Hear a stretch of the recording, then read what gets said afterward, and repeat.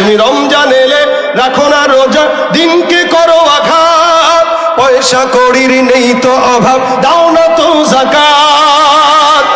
ইমানদারির বড়াই করো, নেই তোমার ইমান, তুমি ইমানদারির বড়াই করো, নেই তোমার ইমান। তুমি কেমন মুসলমান, তুমি কেমন মুসলমান? নামাজের সাথে নাই পরিচয়, মানো না কোরআন। নামাজের সাথে নাই পরিচয়, মানো না কোরআন। তুমি কেমন মুসলমান, তুমি কেমন মুসলমান? তুমি নবীর উম্মত দাবি করো, সুন্নাহ মানো না। নবীর অপমানে তোমার হৃদয় কাঁদে না। নবীর উম্মত দাবি করো, সুন্নাহ মানো না। নবীর অপমানে তোমার হৃদয় কাঁদে না। তুমি বিজাতীয় সংস্কৃতিতে সপেছ পরাণ, তুমি বিজাতীয় সংস্কৃতিতে সপেছ পরাণ। তুমি কেমন মুসলমান, তুমি কেমন মুসলমান? নামাজের সাথে নাই পরিচয়, মানো না কোরআন। নামাজের সাথে নাই পরিচয়, মানো না কোরআন। তুমি কেমন মুসলমান, তুমি কেমন মুসলমান? তো মুসলমান দাবি করলে রোজা দরকার আছে কিনা? গত বছরের রমজানের চাইতে যেন এই বছরের রমজান আমাদের অনেক বেশি উন্নত হয়, ভালো হয়, এদিকে লক্ষ্য রাখা আমার জন্য কর্তব্য, আপনাদের জন্য কর্তব্য, প্রত্যেকটা মানুষের জন্য কর্তব্য এটা। রাসূল সাল্লাল্লাহু আলাইহি ওয়াসাল্লাম হাদিসে বলেন, কেউ যদি রমজানে রোজা রাখে ইমানের সঙ্গে সওয়াবের নিয়তে, এই রমজানটা বান্দার অতীতের সব গুনাহগুলোকে মাফ করে দেয়।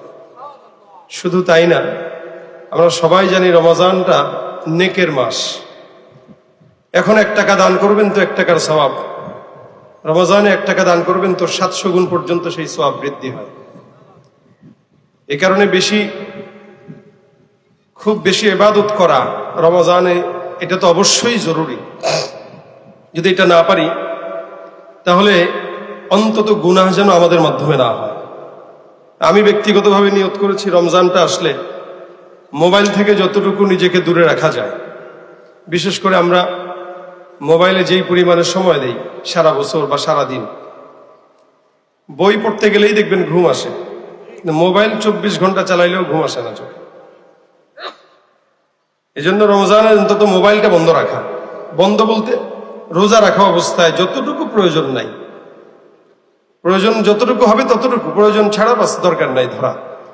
এতে রোজা রাখা অবস্থায় আমাদের অগোচরে, আমাদের সামনে, আমাদের ইচ্ছার বিরুদ্ধেও অনেক কিছু চলে আসে। আপনি ওয়াজও শুনতে যাবেন, এক সময় ওয়াজ এগুলোতে অ্যাড আসতো না, এখন মনিটাইজ থাকলেও অ্যাড আসে, না থাকলেও অ্যাড আসে।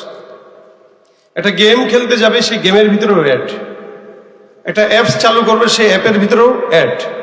এমন কোনো জায়গা নাই যেই জায়গাটায় এখন অ্যাড আর বসায় না তারা, প্রত্যেকটা জায়গাতে অ্যাড আসছে এবং নোংরা নোংরা অ্যাড আসতেছে। তো রোজা রাখা অবস্থায় এই জিনিসগুলো আমাদের রোজাকে হালকা করে দেয়, আমাদের ইমানকে দুর্বল করে দেয়। এই জন্য রমজানটা অন্তত যেন আমরা এই সমস্ত জিনিস থেকে বেঁচে থাকতে পারি, এই নিয়ত আমিও করব, আপনারাও করবেন ইনশাআল্লাহ। রমজান মানুষকে মুত্তাকি বানায়। এই মুত্তাকি হওয়ার জন্যই রমজানটা আল্লাহ পাক এই কারণে মিন ক্বাবলিকুম উল্লেখ করে পূর্ববর্তী সব নবীদেরকে আল্লাহ পাক এই রোজাকে ফরজ করেছেন, এটা আল্লাহ পাক বললেন। অর্থাৎ সমস্ত নবীর শরীয়তে, আদম থেকে নিয়ে ঈসা পর্যন্ত প্রত্যেকটা নবীর শরীয়তেই রমজানের এই রোজাটা ফরজ ছিল।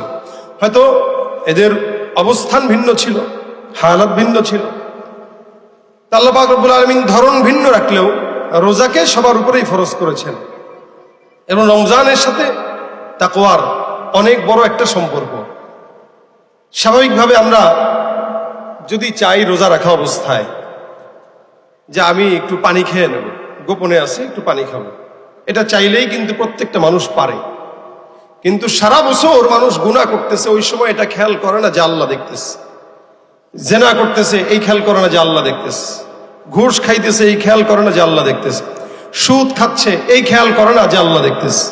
কিন্তু রমজানে রোজা রাখা অবস্থায় কাউকে যদি বলেন গোপনে একটু পানি খেয়ে আসো, দেখবেন সে খাবে না। এবং তার যদি এমনটাও অবস্থা থাকে যে কেউ দেখতেছে না, এ জায়গায় ফলমূল রাখা আছে, বিস্কুট রাখা আছে, ভাত রাখা আছে, তরকারি রাখা আছে, গোপনে খাইলে বুঝবে কে? এরপরেও এই লোকটা খায় না কেন? সে নিজে তার অন্তরের মধ্যে 100% এই খেয়ালটা রেখে দিয়েছে যে এই জায়গায় আমি খাইলে আমার কেউ না দেখলেও আল্লাহ পাক দেখতেছে। যার কারণে দেখবেন রমজানে প্রথম কয়েকদিন এরকম হয় যে ঘুম থেকে উঠেই একটু পানি খেয়ে ফেলতেছে, বা সামনে যায় খাবার পাইছে ওরা মুখে দিয়ে দিচ্ছে। এই ভুলে মুখে দেওয়ার পর হুজুরের কাছে দৌড়া যে হুজুর রোজা কি আছে কিনা। কেন দৌড়াই দিছে? কারণ এই রমজানে তার পরিপূর্ণ তাকওয়াটা তার অন্তরে ঢুকে আছে। এই পরিপূর্ণ তাকওয়ার কারণে সারা বছর যেভাবে চলে রমজানটা ঠিক তার অপরিত ও উল্টা দিক যেভাবে চলা হয় ওভাবেই চলে।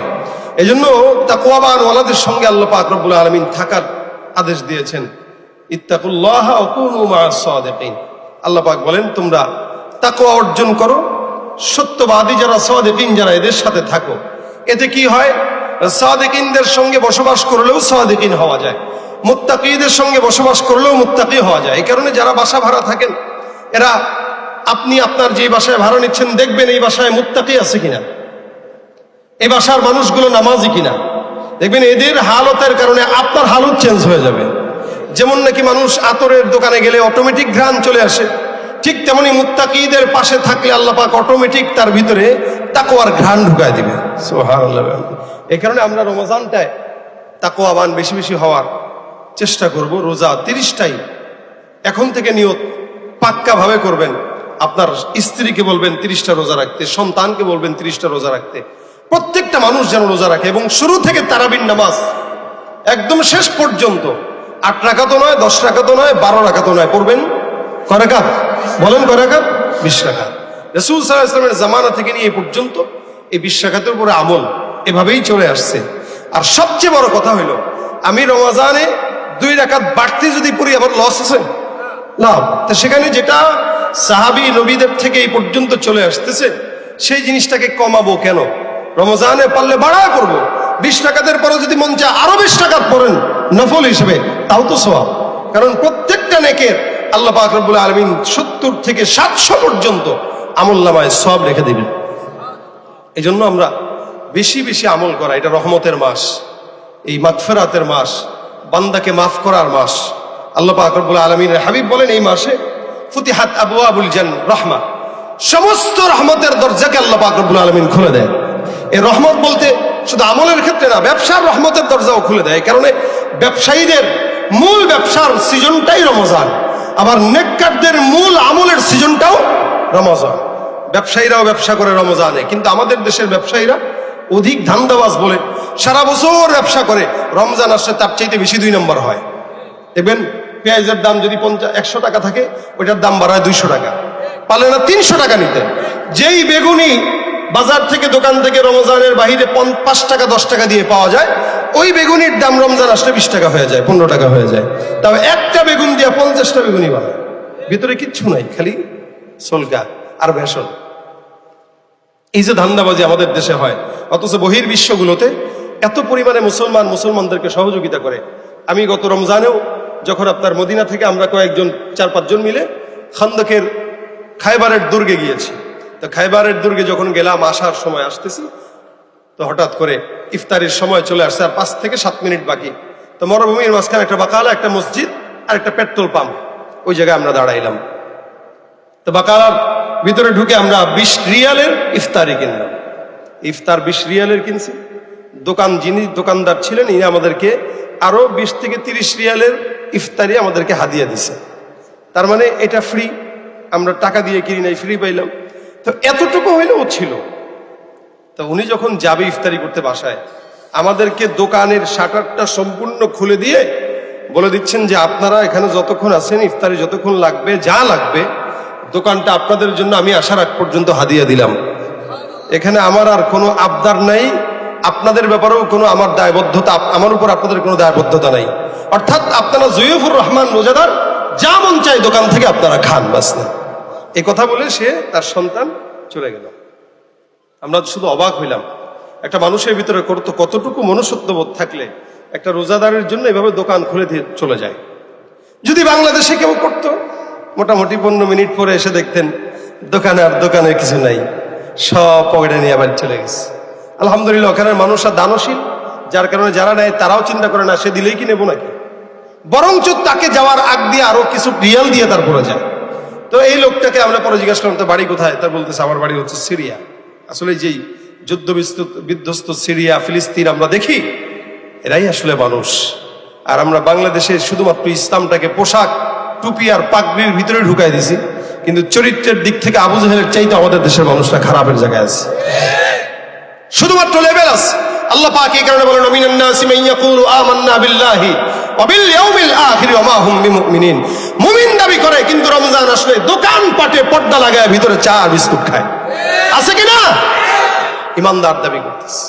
রোজাদার সারা বছর খায়, রমজান মাস আসলে একটু রোজা রাখ, রোজাদার হ না, রমজান মাস আসলেও খায়, সারা বছরও খাইলো, রোজার মাসেও খায়, তাও পর্দা লাগায় খায়। যদি রোজার মাসে কোনো দোকানপাট দেখেন